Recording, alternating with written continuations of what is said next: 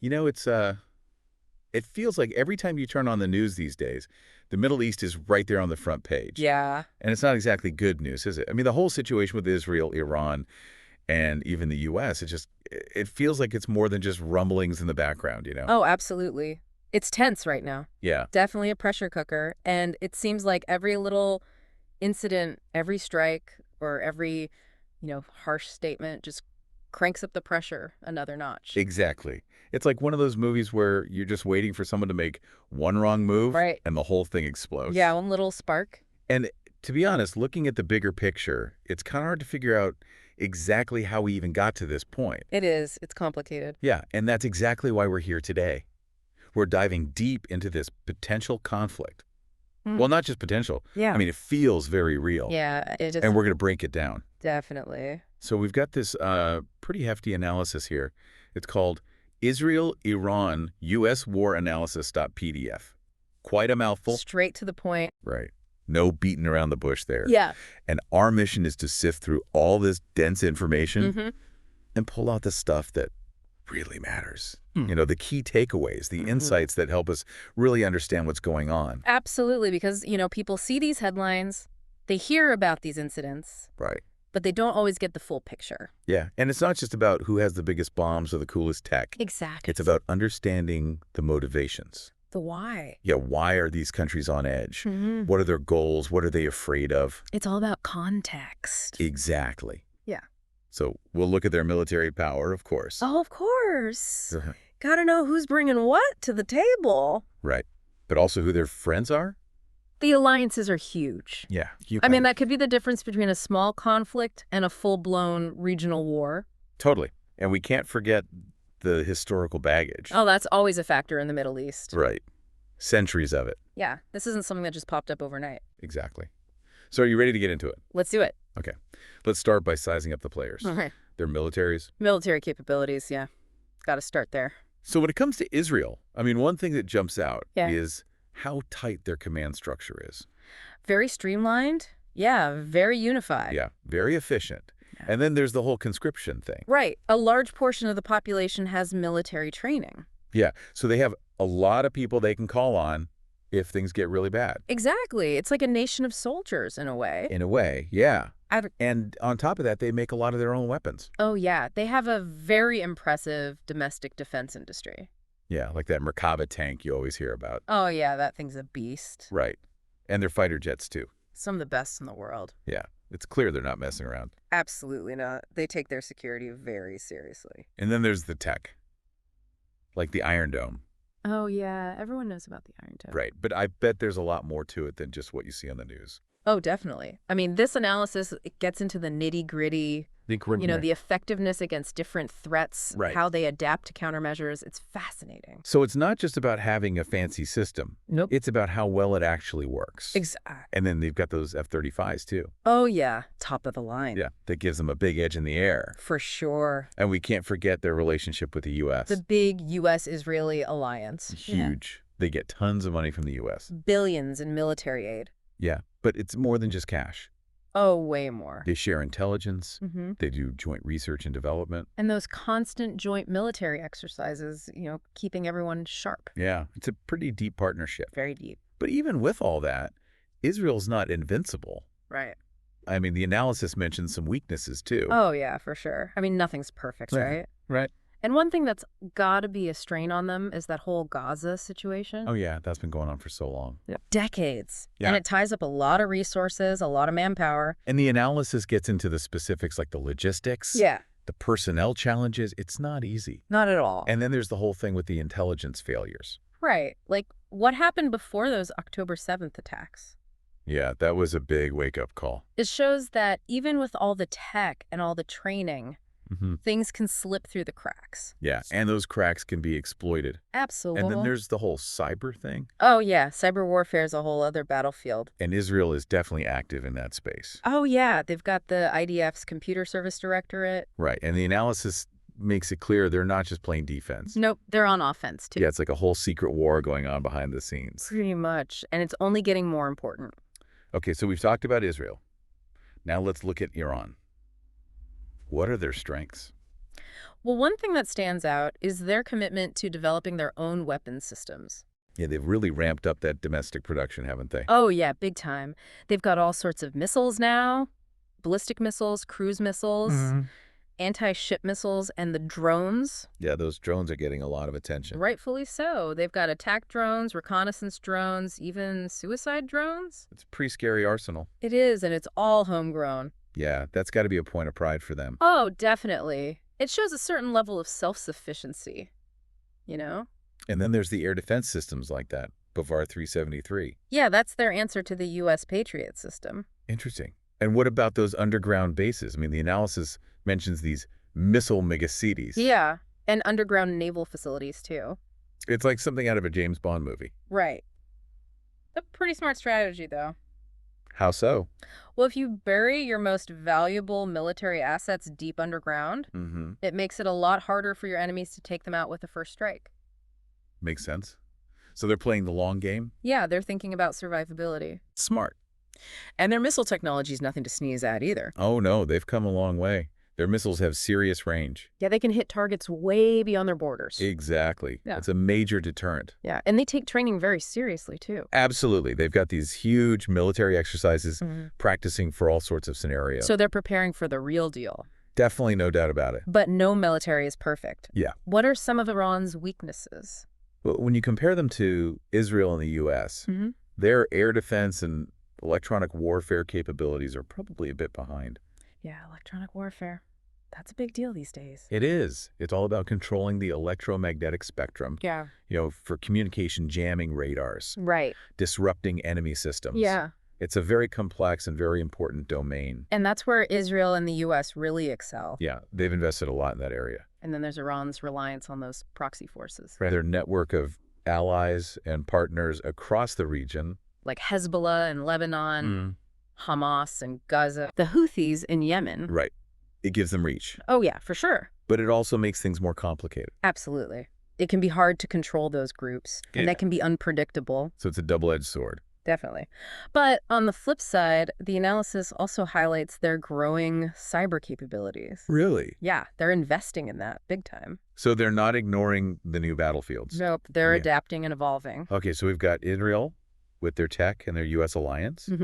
And we've got Iran with their missiles and their proxies. Yeah, it's shaping up to be a pretty intense matchup. Yeah. Now let's talk about the U.S. I mean, they're kind of in a league of their own right. Oh, yeah, for sure.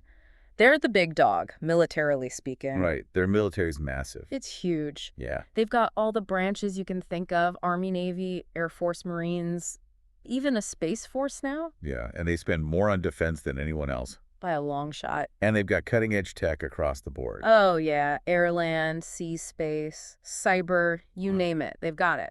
And a ton of personnel. Oh, yeah, active duty reserves, civilian support staff. It's a massive organization. Plus, they have allies all over the world. That's right. Their network of alliances is unmatched. So on paper, they're the superpower. Absolutely. But the analysis does mention some challenges they're facing. Like what? Well, for one, recruiting and retaining qualified personnel is getting tougher. Really? Yeah, it's not as easy as it used to be to fill the ranks. That's interesting. Yeah. And why is that? I think there are a lot of factors, economy, the changing nature of warfare, people's priorities. I mean, military service isn't for everyone.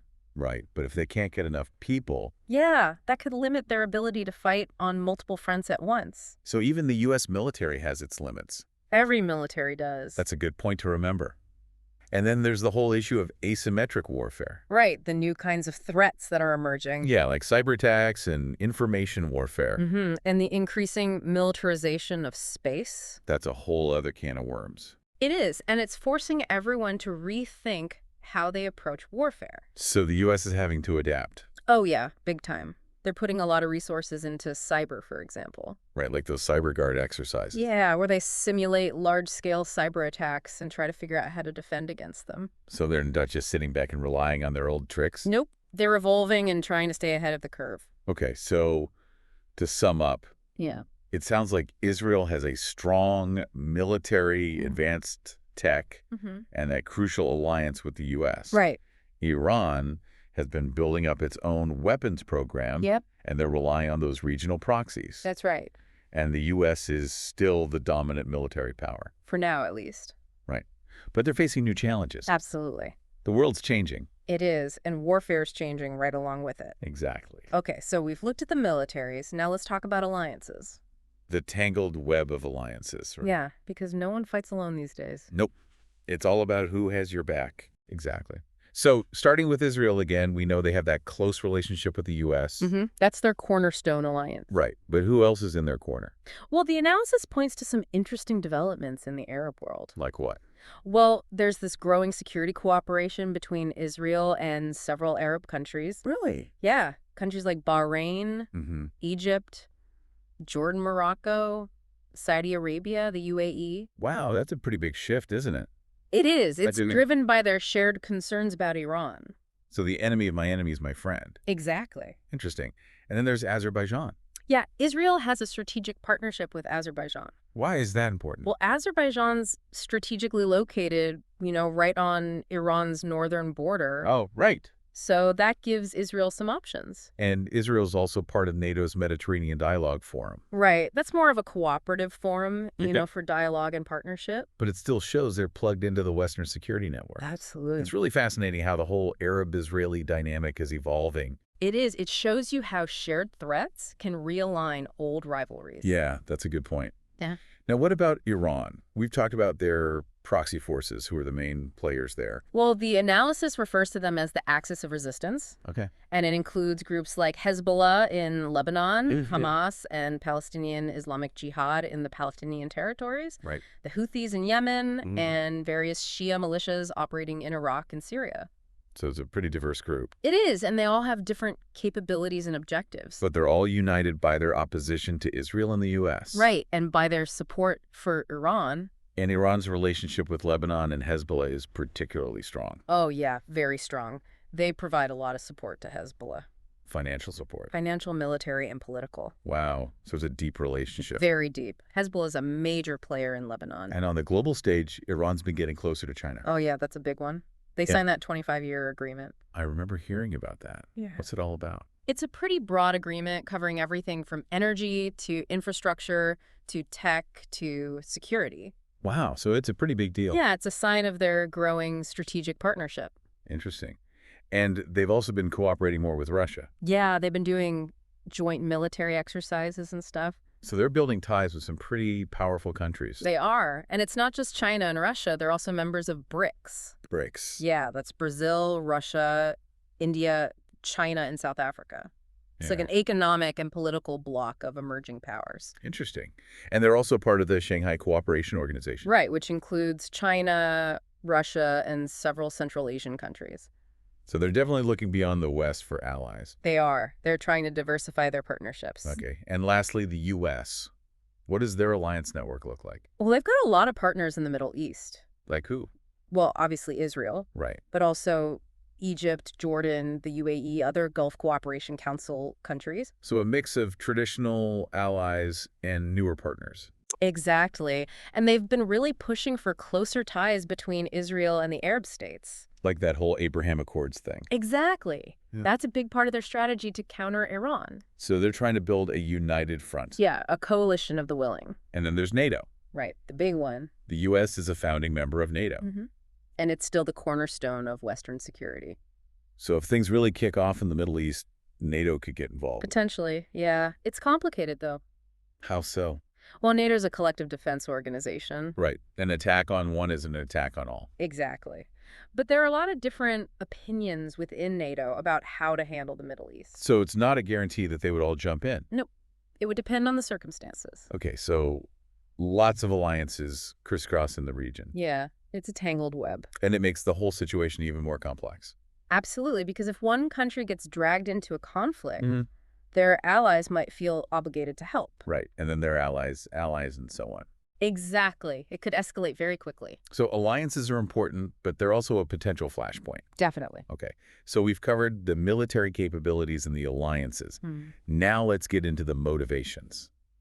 The why behind the what. Exactly. What are these countries really after? Right. What are their core national security interests and their strategic objectives? Let's start with Israel. What's driving them? Well, their number one priority is survival. That makes sense given their history. Right. They've been surrounded by enemies since their founding. Yeah, and they've had to fight for their existence multiple times. Exactly. So security is paramount for them. And that means countering immediate threats. Right, like Hamas and Hezbollah. And they see Iran as a major threat, too. Oh, yeah, a huge threat. Wow. Well, for one, they're worried about Iran's nuclear program. Right. They don't want Iran to get nuked. Nope. And they're also concerned about Iran's support for groups like Hezbollah. So it's a multi-pronged threat. Exactly. And strategically, what are they trying to achieve? Well, their main goal is to prevent Iran from getting nuclear weapons. Okay. And they're also trying to achieve greater stability in the region. Right, like those Abraham Accords. Yeah, that was a big step towards normalization with some Arab states. And they want to maintain their military edge. Absolutely. They want to be the strongest military power in the region. So playing a long game. Yeah, they're thinking about the future. And in the long term, they want to be part of a U.S.-backed regional security architecture. Right. Basically a network of allies working together to keep the peace. So it's all about security stability and maintaining their power.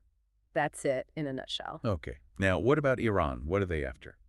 Well, their goals are a bit more complex. How so? Well, for one, they want to be the dominant power in the region. So they want to be the top dog. Yeah, they want to be the regional hegemon. Interesting. And what else? Well, they also want to protect the Islamic Republic regime. Right. They've been in power for a while now. Since 1979. Yeah, and they want to stay there. Absolutely. They see themselves as a revolutionary force. Okay, and how does all that translate into strategic objectives? Well, they want to challenge the U.S. and Israel. Okay, that's pretty clear. They see them as rivals, obstacles to their goals. And they want to support their axis of resistance network Those proxy groups we talked about. to advance their interests. Exactly, and to spread their influence. Yeah, they're big on those ballistic missiles. Oh, yeah. They see those as a key deterrent. Right. If you have missiles that can hit Tel Aviv. That's it of bases. Yeah, people are going to think twice before messing with you. Exactly. It's all about power projection. Interesting. Yeah. And in the long term, they want the U.S. out of the region. Yeah. They see the U.S. presence as destabilizing. So their vision for the Middle East is very different from Israel's. Very different, and that's where the conflict comes in. Right, because they both can't get what they want. Nope. It's a zero-sum game in many ways. Okay. And lastly, the U.S. What are their goals in this whole mess? Well, their main goal is to prevent a major war. Okay, that's a pretty good starting point. Right. I mean, nobody wants to see a massive conflict in the Middle East. Especially not the U.S. Yeah, they've already been through enough wars there. Right. And they're also trying to stop Iran from getting nukes. Yeah, that's a big one. Because a nuclear Iran would be a game changer. Oh, yeah, big time. And they're concerned about the stability of the global energy markets. Mm-hmm.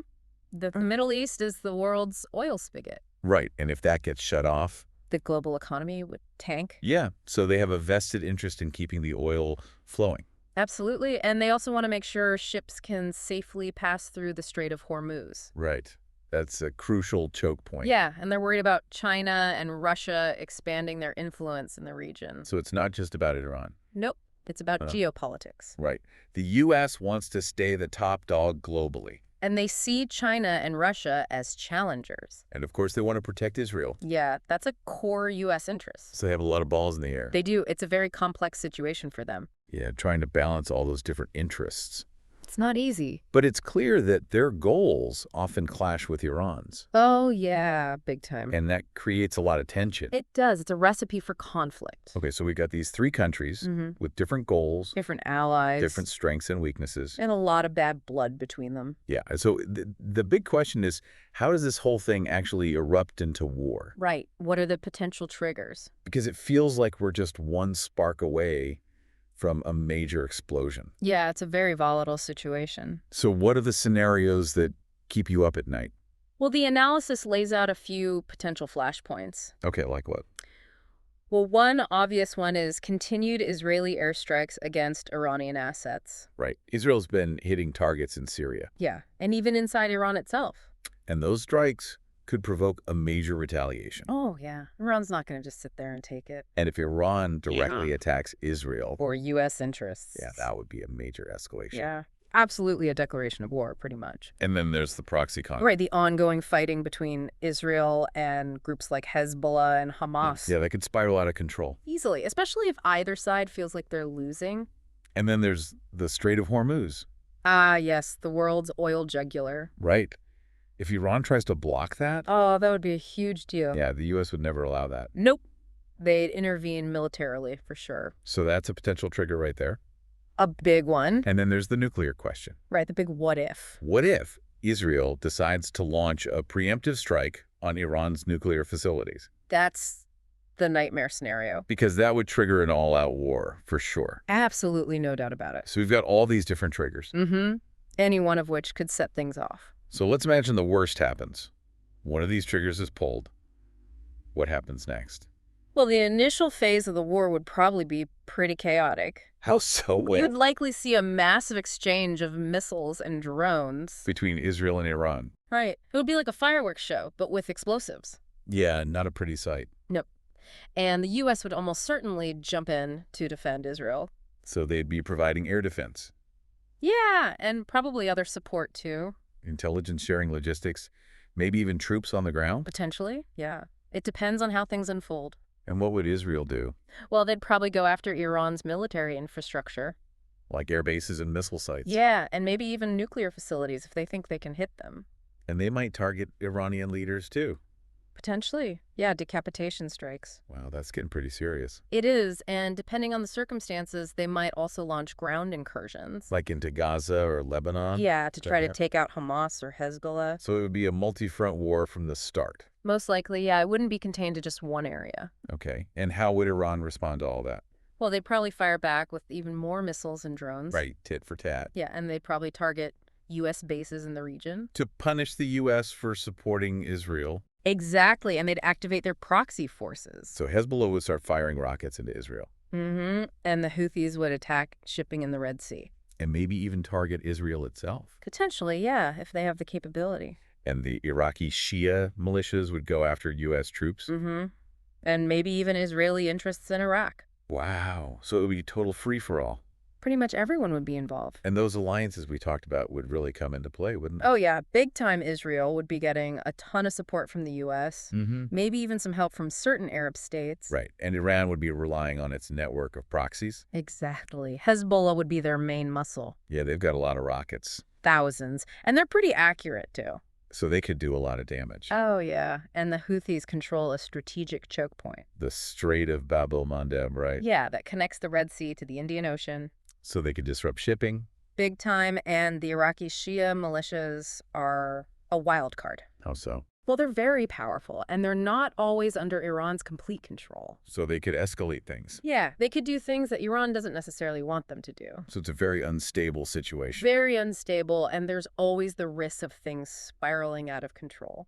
Okay, so what are the things that could make this war even worse? Well, the big one is the use of non-conventional weapons. Like chemical weapons or nukes. Yeah, that would be a game changer. Yeah, it would be a total disaster. And it's not out of the realm of possibility. That's scary. What else? Well, attacks on civilian infrastructure could make things much worse. Like power plants, Yeah. water treatment facilities, Mhm. hospitals. Yeah, that would cause a lot of suffering. And it would make it harder to end the war. Absolutely, because it would just increase the hatred and the desire for revenge. And then there's the possibility of a direct clash Mhm. between the U.S. and Iran. Right, that would be a major escalation. Yeah, right now it's mostly indirect. Through proxies. But if U.S. and Iranian troops start fighting each other, That would be a whole new ballgame. yeah, and it's hard to see how that wouldn't lead to an even bigger war. It would be very difficult to contain. And then there's the wild card of other regional powers getting involved. Right, like Turkey or Egypt. Yeah, they're both major players in the region. And they have their own interests to protect. So if they get sucked in, It could widen the conflict even further. so there are a lot of ways this could go really bad. A lot of ways, and it's hard to predict how it would all play out. Yeah, it's a very complex and very dangerous situation. Definitely. But is there any hope for de-escalation? Well, it's possible, but it would be very difficult. Like what would it take? Well, you'd need some serious diplomatic intervention. From who? From the UN, from major global powers. Like China or Russia? Yeah, they'd have to put pressure on all sides to stop fighting. And that would be tough. Oh, yeah, very tough, because everyone has different agendas. Right. And they don't always see eye to eye. So it's like herding cats. Pretty much. And another possibility is that one side just gets exhausted. Like they run out of missiles or money or willpower. Yeah, or they suffer too many casualties. And that could lead to a ceasefire. Potentially, yeah, if they just can't fight anymore. And then there's the possibility of internal pressure. Right, like if people in Israel or Iran or the U.S. start protesting against the war. Yeah, if the public turns against it. That could force the governments to change course. So there's always hope. There's always hope, If it- but it's going to be a tough road. Okay, so we've talked about how the war might start Mm-hmm. and how it might escalate. And how it might end, Now let's talk about the fallout. the consequences. Yeah, because this wouldn't just be a local conflict. Oh, no, it would have ripple effects throughout the region and the world. So let's start with the regional impact. Yeah. What would happen to the countries that are right next to Israel and Iran? Well, Lebanon would be in a very bad spot. Yeah, because of Hezbollah. Right, Hezbollah is a major target for Israel. And they're embedded all over Lebanon. So Israel would probably bomb the whole country. That's awful. And what would that mean for the Lebanese people? It would be a humanitarian catastrophe. Thousands of casualties, It'll probably. be more than that. And a massive refugee crisis. Oh, yeah. Millions of people would be displaced. And Lebanon's already struggling. Yeah. Politically, economically, it's not a stable country. So this would just make things way worse. Way worse, it could lead to a total collapse of the state. That's a scary thought. And what about Syria? Well, they'd probably see an increase in Israeli airstrikes. On Iranian targets? Yeah, because Iran uses Syria as a base to support Hezbollah. Right, so Israel would try to disrupt that? And those strikes could.